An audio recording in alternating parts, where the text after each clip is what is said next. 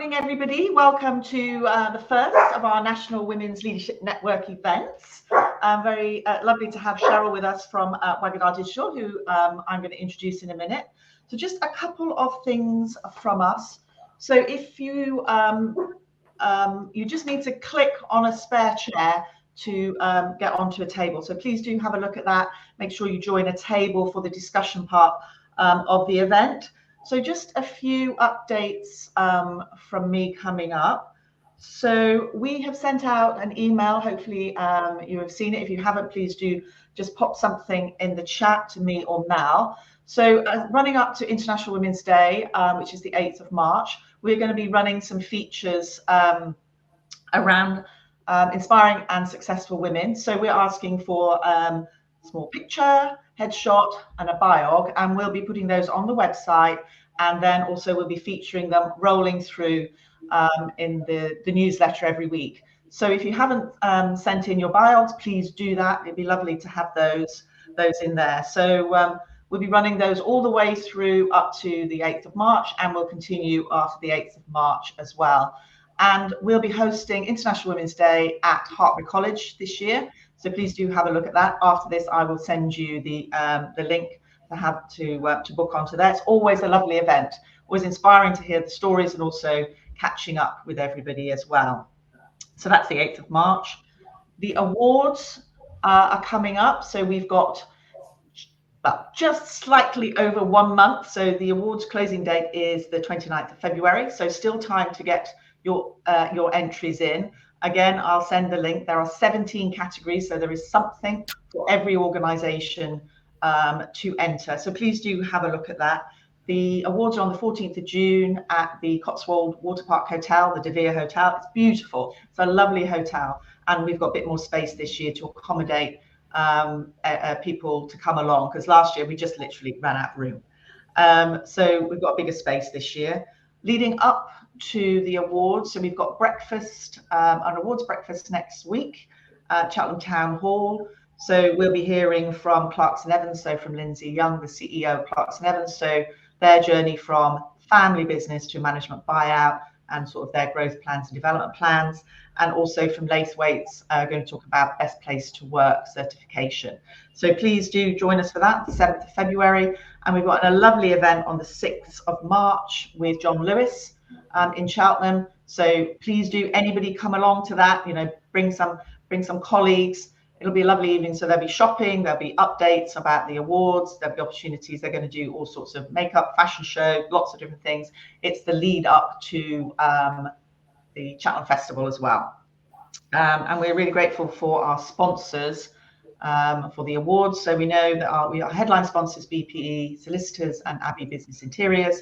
And also I know we've got some of our sponsors on the call today. So thank you very much to Spirax, to Hooray, to Crow, and to AdSmart from Sky as well. And for those of you who haven't seen, please do keep an eye out on the Sky TV for our C2S Awards advert as well. Let us know if you see it, because we're running a competition as well. So that's a lot to cram in a very small section of time, but we will send some links, and I can see that Mel has put the awards link in the chat as well. So delighted to have with us Cheryl Lutz, from co-founder and CEO of award-winning digital agency Wagada Digital. So they've got offices in St Albans, Cheltenham and London, and Cheryl's business has grown from, I think, your back bedroom to a team of now 30 people with national, international clients. And I was talking to Cheryl, and we were having a catch up, and then Cheryl was talking about sort of emotional intelligence and how that has helped in sort of your development and the power it's given you, and also looking at your staff. So we thought that was a really good conversation to have. So invited Cheryl along today just to share some of her insights into what that means, what it's meant for her. And then what we'll do is we'll go back onto the floor, and then Cheryl will move around the tables. So she's got a couple of questions to start the conversation around the tables. And then we'll come back at the end and just have a bit of a wash up at the end. So that's the morning and how it will work. So I'm now going to introduce Cheryl to you, and over to you. Oh, brilliant. Thank you, Suzanne. Hi, everybody. I'm just going to share my screen. I'm going to will work. One moment.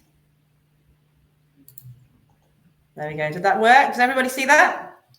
Brilliant. Okay, so today we're going to be talking a little bit about how you can use emotional intelligence in order to improve your leadership skills and make you more successful in everything you do in life, where, in business, in your personal life as well. So thanks to Suzanne for introducing me. I'm the CEO and founder of Wagada Digital.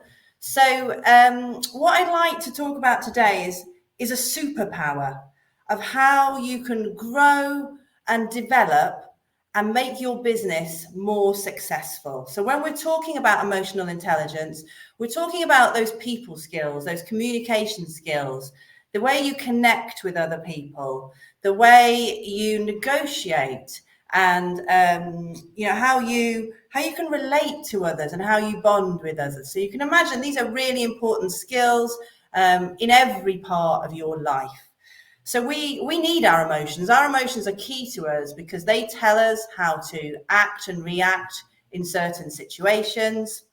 Whereas sometimes our emotions can act in a way that are not for our best interests. They can make us a little bit irrational. So emotional intelligence allows us to control those irrational thoughts and allows us to really get the best out of every interaction that we have with other people.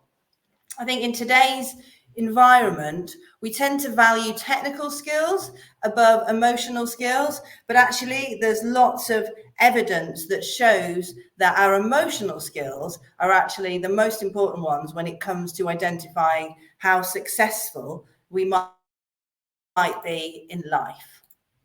Oh, missed a slide. We'll go back. So emotional intelligence is perhaps the most important factor in helping us to lead fulfilling lives. So there's lots of research that's been done into this. One of them that was particularly interesting was done in 1985, where they took 450 schoolboys, and they looked at their IQ and their social standing and their other emotional skills, and they assessed them at a certain level. And then they came back years later and identified how successful they were in life. And actually, they discovered that the biggest influence on their success was not their IQ and not their social standing, but actually it was their emotional intelligence, how they could handle frustration, how they could control their emotions and get along with other people. And this was a far bigger influencer than our IQ. I think we place a lot of emphasis on IQ in trying to identify how successful we think we're going to be in life. But actually, your emotional intelligence is often a bigger predictor of this. And the beauty of this is that your emotional intelligence is something you can work on and change and develop. And it's a lot trickier to change your IQ than it is to change your emotional intelligence, which is good news for all of us. So I think when we think about emotional intelligence, we need to redefine what we consider smart to be. I think the focus that we've placed on IQ is sometimes a little bit misplaced. Actually, those communication skills are really key in really identifying how we can, how far we can get in life. So Daniel Goleman wrote a really interesting book on emotional intelligence. I highly recommend reading it. And he said CEOs are hired for their intellect and their business expertise and fired for their lack of emotional intelligence. And I think there's lots of different examples that we can think of for this. Don't know why he's there, but I think maybe that was one of our examples. But anyway, so I think we've all met people who just seem to glow. They seem to be really deeply knowledgeable. Their responses to questions are really considered. They're able to work very well with other people. They're very collaborative. They come across as being really empathetic. They get on really well with others. They find it easy to influence and connect with other people. They find it easy to identify problems and then solve them. And in any situation, they manage to stay calm and collected. And these are your people that have a really high emotional intelligence. So there are 5 elements to emotional intelligence. Self-regulation, which is about how we can regulate our own emotions, how we can regulate how we're coming across to others. Self-awareness is key. Identifying what the things are that we're good at and the things that we're not good at. Embracing failure, identifying our weaknesses and being willing to work on those weaknesses. And when failure occurs, not taking that as something that's all encompassing, that kind of destroys our self-confidence. Empathy, how we work with others, how we respond to how other people communicate with us. Say you're having a conversation with someone and they're not responding to you in a very positive way. And, an emotionally intelligent person can stop and think, why is that person acting in that way? Maybe I can support them. Maybe there's a reason why they're having a bad day, and maybe I can help them with that. Motivation, which is really key. If you want to succeed in life, you have to be motivated. You have to want it. And people with high emotional intelligence are very motivated, and they're very optimistic as well, which is a key part. And social skills. We all know how important networking is. We wouldn't be here if we didn't. And those social skills allow people who are emotionally intelligent to really advance through life, through these relationships they make. They encourage people to want to support them and want to help them in every aspect of their lives. So interestingly, there are many studies which suggest that women have a natural inclination towards empathy and emotional understanding, which are key components of emotional intelligence. And I think in leadership, these sorts of skills, they translate into quite positive workplaces that are collaborative, that create a positive environment that people enjoy working in and create really strong team dynamics. And as we grow up, we're bombarded with messages from a really young age, whether we're male or female, about how we should act. And I think men are often, boys are often given clues that they should be acting in a very assertive and very confident way. And whereas as women, as girls, we're told that we should be using empathy and we should be developing strong interpersonal relationships. And we carry these reinforced messages with us through life, and we bring them into the workplace with us. So often you'll see men have the emotional intelligent aspects of assertiveness and confidence, whereas as women we tend to have more of the sort of empathy and the interpersonal relationship side of emotional intelligence. So how can we use this emotional intelligence? How can we use it to influence our leadership? So I'm not sure how many of you read this Jim Collins book, Good to Great. It's a really good book. I would definitely recommend reading it. But he did a lot of research into different leadership types. He looked at lots of successful businesses, and he identified the type of leaders that were running those successful businesses. And what he found was that the most successful businesses tend to be run by people who were self-effacing, who had a lot of empathy, who could respond to other people positively, who they could confront those difficult questions, even if it meant accepting their own failure. They could maintain optimism that success would come, that would then lead to a greater degree of motivation, because if you have that positivity, then it's going to make you want to strive for more. And the desire to constantly improve and to work on yourself, to accept that, as individuals, we can improve our own performances. And all these successful leaders were keen to work on self-improvement. So one of the things that he discovered, that in fact, emotional intelligence itself is not a strong predictor of job performance. It's more about some of the competencies that come alongside emotional intelligence are the things that actually lead to success. So we're going to have a look at a couple of those now. So optimism is definitely one of those. And actually, I once lost a job because I'm optimistic.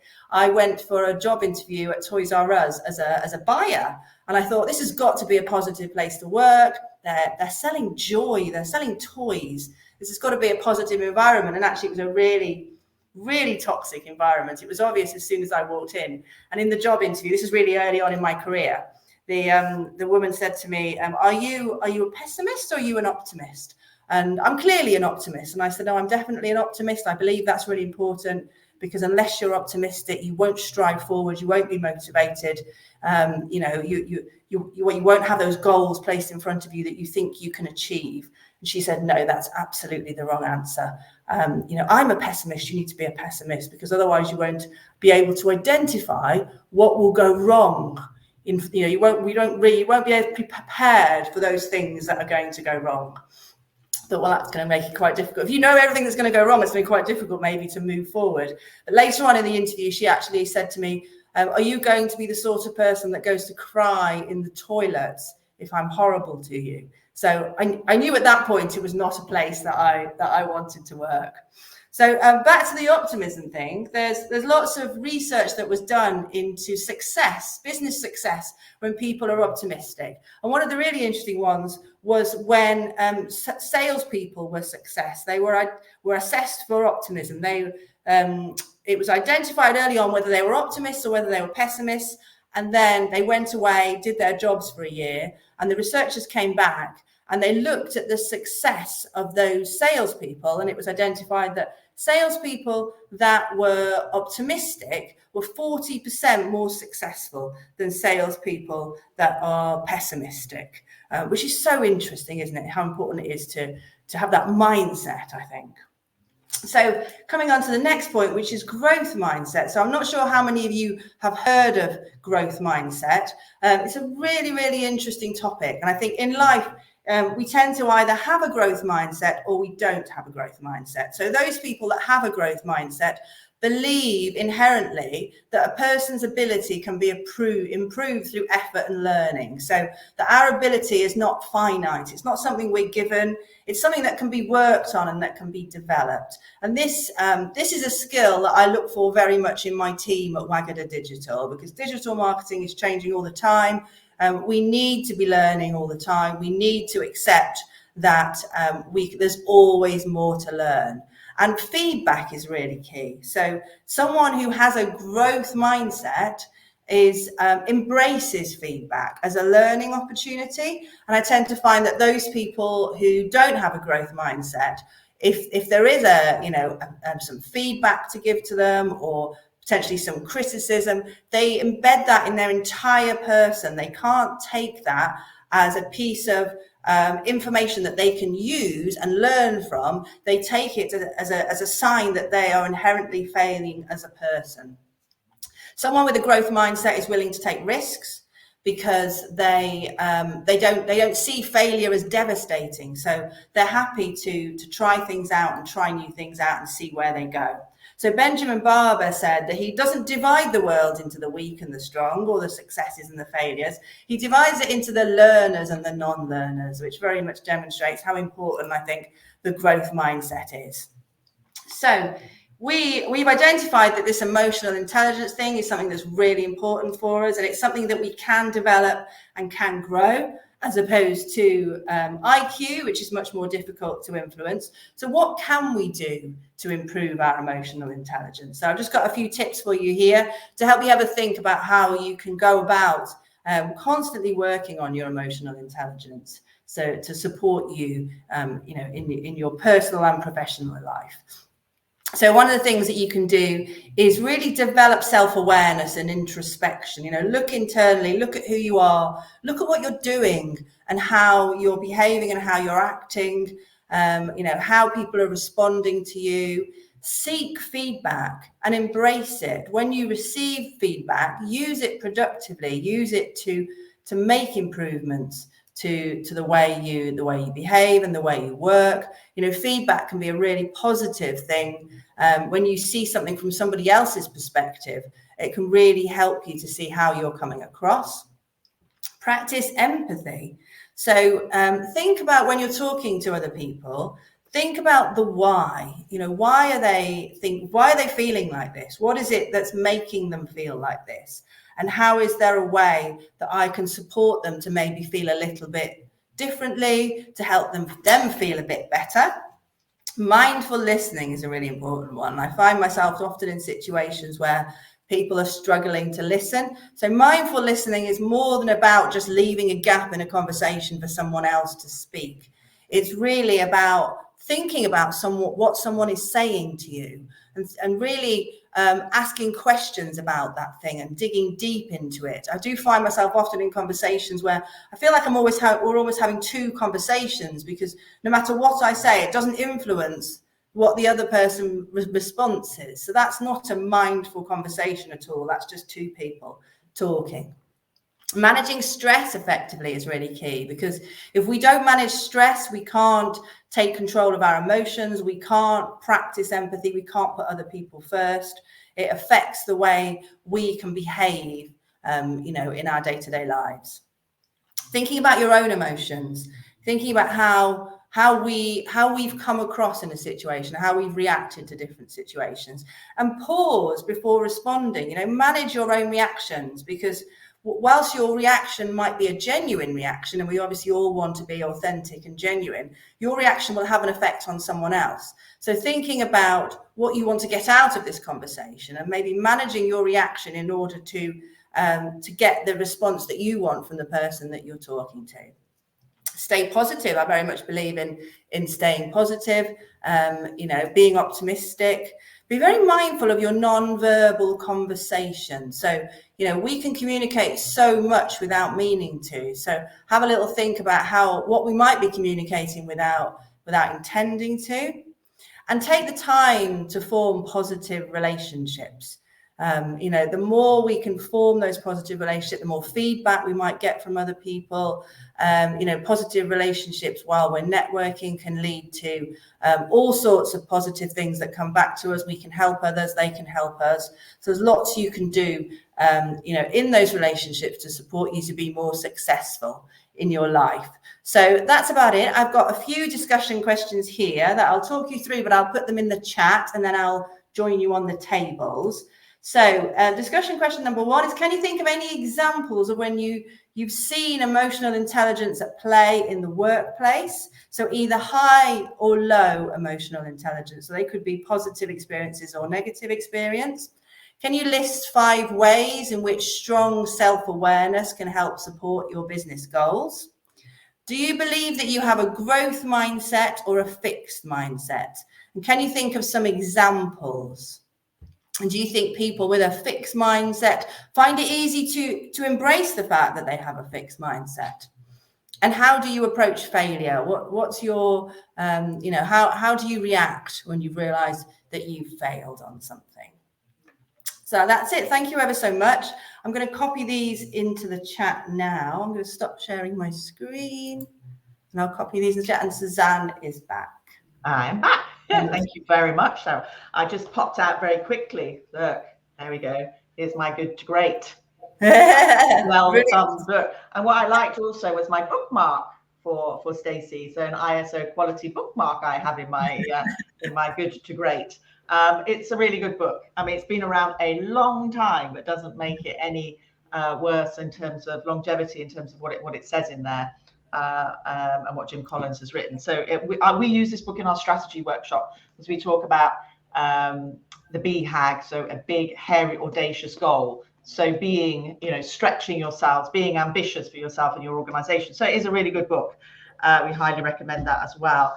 And we have done with Dave at Zentano, so it might be worth having a conversation with Dave. We've done some workshops in the past with Dave on growth mindsets for teams as well. So that I think would resonate really a lot with everybody. So Cheryl has put the questions in the chat. So we're going to come off the stage. So we've got sort of 10-15 minutes around your tables to start those conversations. And Cheryl says she'll try and hop around the different tables and then we'll come back very quickly at the end. And also we're just going to invite Andy Jarrett from the Nelson Trust to come back at the end just to give a quick update on an initiative they've got coming up as well. So we'll come back onto the tables. I'll join the tables and Cheryl will join the tables, and we'll see what your thoughts are. Thanks very much, Cheryl. It's really interesting. Thank you. Thank you.